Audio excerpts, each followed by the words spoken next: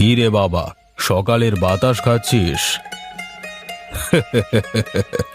সকালের বাতাস গায়ে লাগলে শরীর মন সব ভালো থাকে। এই জন্যই তো রোজ তোর মাকে বলি যেন সকাল সকাল তোকে ডেকে দেয়। বাবা, আমি তোমাকে একটা কথা বলতে চাই। হ্যাঁ রে, বল না। আমি তো তোর সব কথাই শুনি, এটাও শুনবো। বল, কি বলবি? বাবা, আমি এবারও পরীক্ষায় ফেল করেছি। আমাকে দিয়ে আর লেখাপড়া হবে না বাবা।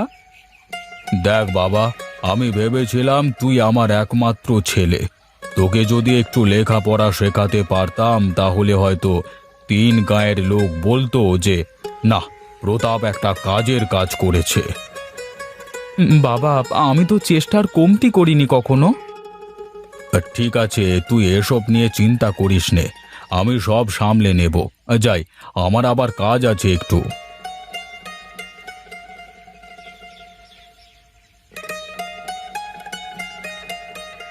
আরে ওটা সুজয় না? তাই তো মনে হচ্ছে। এই সুজয়, এদিকে আয়, একটু শুনে যা। বল, কি বলবি? তোর কি মন খারাপ? এভাবে কথা বলছিস কেন? দেখ, আমার অনেক কাজ আছে, কিছু বলবার থাকলে বলে দে, না হয় আমি চললাম। বাহ, তুই তো বড় কাজের ছেলে হয়ে গেছিস দেখছি। এই অল্প একটু পরিশ্রম যদি পড়ার পেছনে করতিস তাহলে আজ তুইও পরীক্ষায় পাশ করতিস। আচ্ছা ওসব ছাড়, এখন তাহলে কি করবি বলে ভাবলি? হ্যাঁ, এখনো তেমন কিছু ভাবিনি, তবে ব্যবসা করবার ইচ্ছে আছে। আর তুই কি করবি? কে? আমি আমি তো শহরে গিয়ে বড় কোম্পানিতে বেশ ভালো বেতনের চাকরি নেব, বড় বাড়ি করব, গাড়ি কিনবো। তোর জন্য শুভকামনা রইল, তোর স্বপ্নগুলো সত্যি হোক। শোন সুজয়, একটা কথা বলি। তুই কিন্তু তেলে ভাজার ব্যবসাটা করতে পারিস। প্রতাপ কাকার তো বয়স হয়েছে, এবার তো তাকে একটু বিশ্রাম দে।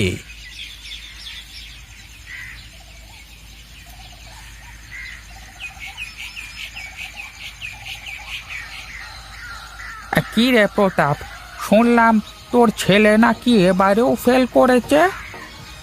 হ্যাঁ, ওই আর কি। আর তাছাড়া এত লেখাপড়া করি বা কি করবে ও? তা ঠিকই, তুই 3 গ্রামের মানুষের থেকে যে পয়সা আয় করিস, আর কি করা লাগবে? তোমার ছেলে তো পাশ করেছে শুনলাম, এবার তো তোমার কপাল খুলে গেল। শহরে বড় চাকরি করবে ছেলে, বড় বাড়ি, বড় গাড়ি হবে তোমার। সবই কপাল রে। দে দে, দুটো তেলে ভাজা দে আমাকে, আর তুইও একটা খা, আমি খাওয়ালাম তোকে। আর তুমি খাও দাদা, আমি খাবো না। আমার সহ্য হয় না এসব। জানোই তো, সবার আবার সব কিছু সহ্য হয় না। আমি বুঝি রে তোর কষ্ট, তুই তো আর চেষ্টা কম করলি না, কি আর করা যাবে। কিন্তু চিন্তা করিস নে, সুজয় খুব ভালো ছেলে, ও কিছু না কিছু একটা ঠিক করে নেবে। লেখাপড়া করতে পারলো না, এখন কিছু না কিছু তো করে খেতেই হবে, তা না হলে কি আর চলবে?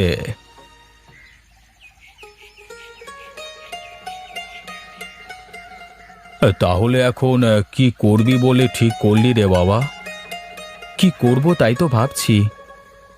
আহ, একটু থামো তো, ওকে একটু শান্তিতে খেতে দাও না। যখনই একসাথে বসো সেই একই কথা। সব সময় কি আর সাধে বলি গো গিন্নি? আজ দোকানের পর হরি এসে কত কি বলে গেল। বাবা, মানুষের কাজ যা তা তো করবেই, তাই বলে তুমিও? আমার তো আর কাউকে কিছু বলবার ভাগ্য নেই যে আমার ছেলে এই করেছে ও করেছে। ধত্তেরি! কোথায় চললে?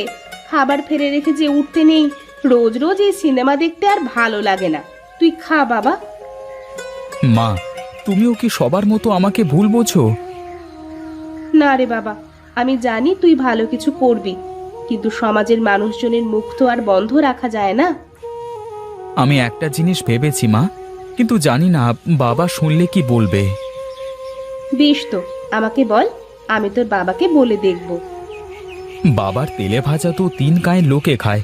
আমি যদি তেলে ভাজার সাথে আরও কিছু খাবার যেমন সামোসা, চপ, সিঙ্গারা, পেঁয়াজি, পরোটা এসব করি, তাহলে তো মনে হয় খুব ভালোই চলবে। এ তো খুবই ভালো কথা। আমি তোর বাবাকে বলে দেখব।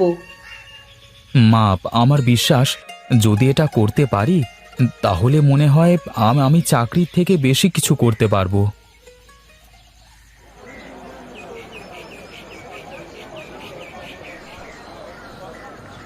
প্রতাপ, বিমল শহরে চলে যাচ্ছে, আশীর্বাদ করিস ওর জন্য।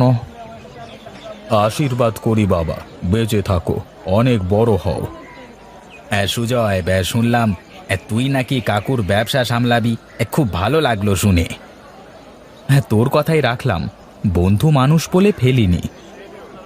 তাছাড়া কি আর করবি, মন দিয়ে কাজ কাম কর। আর যদি কখনো কোনো দরকার হয় তাহলে বলিস আমাকে, কেমন? তার বোধহয় দরকার হবে না রে। আর যদি কখনো দরকার হয় তাহলে তো অবশ্যই জানাবো তোকে। চল রে প্রতাপ, ওর আবার ট্রেনের সময় হয়ে যাচ্ছে। চলি রে সুজয়। কাকু, চলি। এবার তাহলে অন্য কোনো দিকে মন না দিয়ে যা চিন্তা ভাবনা করেছিস সেটাই কর। তুমি শুধু আমার পাশে থেকো একটু বাবা, তারপর দেখো আমি কিছু করতে পারি কিনা।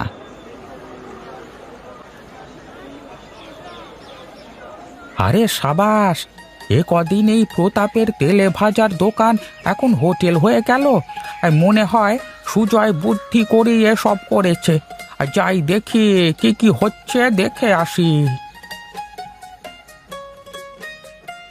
আরে কাকা, আপনি আসুন আসুন, বসুন এখানে। বাহ, বেশ ভালোই তো বেচা কেনা হচ্ছে তাহলে মনে হচ্ছে। হ্যাঁ কাকা বাবু, 3 গ্রামের এই একটাই মাত্র তেলে ভাজার দোকান, তাও আবার এখানে সব রকম তেলে ভাজা পাওয়া যায়। তাই নাকি? তাহলে তো খুবই ভালো। আমি তো দূর থেকে এত মানুষ দেখেই আসলাম, আর হোটেলটা সাজিয়েছেও বেশ সুন্দর করেই। হ্যাঁ, বুঝলে হরিদা, তুমি সত্যি কথাই বলেছিলে। আমার সুজয়টা একটা না একটা কিছু করেই নেবে। তাই তো আজ আমার এই ভাঙা চোরা তেলে ভাজার দোকানের জায়গায় এত বড় হোটেল। হ্যাঁ হ্যাঁ, তা তো হবেই। 3 গ্রাম মিলে তো শুধু এই একটাই তেলে ভাজার দোকান। তোর তো কপালই খুলে গেছে রে প্রতাপ। কপাল কি আর এমনি এমনি খোলে দাদা? তুমি তো জানোই, পরিশ্রম কখনো বৃথা যায় না। হ্যাঁ হ্যাঁ, তা তো জানি। এই, কে আছিস? হরিদাকে দুটো গরম গরম সামোসা দে দেখি। আবার নতুন একটা গাড়ি? এটা না কিনলে হতো না? বাবা, একটা দিয়ে আমাদের নিজেদের জমি চাষ হবে, আর একটা দিয়ে গাঁয়ের মানুষের জমি চাষ হবে। এত করে বেশ কিছু পয়সা উপার্জন হবে। তোর মাথায় কি শুধু টাকা ছাড়া আর কিছুই নেই? সবাই তো টাকার জন্যই দৌড়ায় বাবা। কেউ শার্ট প্যান্ট পরে উপার্জন করে, কেউ লুঙ্গি পরে উপার্জন করে। সবারই তো দরকার টাকা। আমি জানতাম আমার সুজয় একদিন অনেক বড় হবে।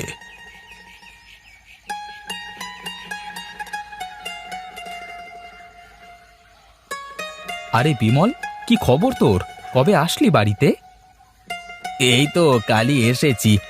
তোর সব কথা শুনলাম, তাই তো দেখা করতে আসলাম একটু। বাহ, সুন্দর গাড়ি তো কিনেছিস নাকি? হ্যাঁ, নতুন গাড়ি, অফিসে যাওয়ার জন্য কিনেছে। তার আগে বল, এই দুটো ট্র্যাক্টর কি তোর নাকি? হ্যাঁ রে, জমি চাষের জন্য কিনেছি। একটা দিয়ে নিজের জমি, আর একটা দিয়ে অন্যের জমি চাষ করব। বাহ, তুই তো যেদিকে তাকাস সেই দিকে শুধু টাকা রে। তোকেই ধন্যবাদ। তুই সেদিন যদি বাবার তেলে ভাজার ব্যবসার কথাটা মাথায় না দিতিস তাহলে আজ বোধহয় এত কিছু করতে পারতাম না। চল বাবা, আমাদের আবার দেরি হয়ে যাচ্ছে। দাঁড়াও বাবা, তুমি জানো এই একটা ট্র্যাক্টরের দাম কত? এই একটা ট্র্যাক্টর দিয়ে আমার এমন দুটো গাড়ি কেনা যাবে। বলিস কি রে বাবা, আমার তো মাথা ঘুরছে। হ্যাঁ বাবা, তার মানে তুমি বুঝেছো, শুধু লেখাপড়া করে বড় চাকরি করলে হয় না সব কিছু। সময় করে একবার আয় আমার তেলে ভাজার দোকানে, তেলে ভাজা খেয়ে যাবি। তা আর বলতে, আজই বিকালে চলে আসবো। এখন তবে যাই রে।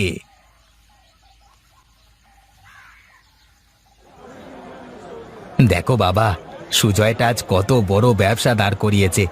আসলে চেষ্টা থাকলে মানুষ সব কিছু করতে পারে। তাই বটে, তেলে ভাজা বিক্রি করে এত কিছু কি করে সম্ভব? কেন হবে না বলো? 3 গাঁয়ের লোক মিলে যে এখানে খায়। কিরে, বাইরে দাঁড়িয়ে আছিস কেন? চল ভেতরে চল। সত্যি, তোর এই সফলতা দেখে আমার খুব ভালো লাগছে। এই জন্যই বুঝি বলে পরিশ্রম সাফল্যের চাবিকাঠি। তা তো অবশ্যই, বিধাতা সবার ভাগ্য লিখে রেখেছে। সে যেভাবেই হোক, যার কপালে যা আছে তা চলে আসবেই আসবে। আমাকে তুমি মাফ করে দিও বাবা, আমি না বুঝে অনেক সময় তোমাকে অনেক কথা বলে ফেলেছি। আরে না না কাকা বাবু, আমি ওসব কিছু মনে করিনি। চলুন, আপনারা ভেতরে চলুন। আমার এই গরিবের হোটেল থেকে তেলে ভাজা খেয়ে যান। গরিবের তেলে ভাজা?